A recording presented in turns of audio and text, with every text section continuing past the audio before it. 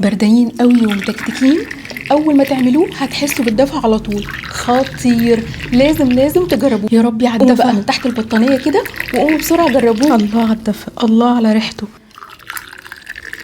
ده بقى مشروب الدفى.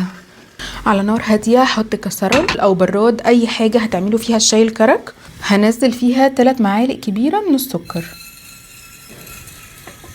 مش هحركهم خالص لحد ما الاطراف كلها تتكرمل. واول ما السكر ساح وتكرمل كده هحط عليهم بقى البهارات الصحيحه عشان يعني تطلع ريحتها. هحط واحده من القرفه، واحط نجمه ينسون، هحط كمان قرنفل وحبهان، بس اعملهم بس كده بايدي عشان الحبهان يتفتح ويطلع ريحته. بس فتحوا كده بايديكم. وقطعه كده من الزنجبيل كانت عندي في الفريزر هحطها كده، اتكرملت وبقت خطيره. ريحه البهارات كمان طلعت، شايفين؟ اول ما يوصل السكر للون الحلو ده هحط عليه ميه مغليه. بسم الله، بس بهدوء وواحده واحده عشان البخار قوي جدا. هحط حوالي 2 كوباية من الميه المغليه، وفي المرحله دي هحط معلقه شاي كبيره.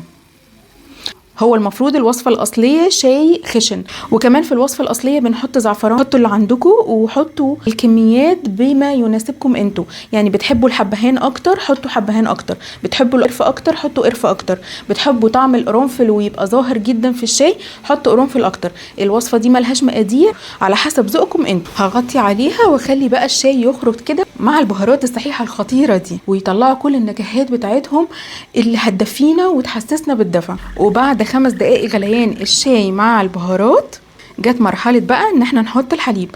المفروض في الوصفة الاصلية برضو بنحط الحليب المبخر، انا هسهل عليكم الوصفة وبحط حليب كامل الدسم عادي جدا. بسم الله. برضو دول 2 كوباية من الحليب، واول ما يبتدي يغلي هغطيه واسيبه بقى كده 10 دقايق على نار هادية، كل النكهات تتداخل مع بعض. وبعد 10 دقايق غليان هشيله بقى من على النار. الله على ريحة الدفى. هصفي بقى الشاي الكرك هنا. بسم الله.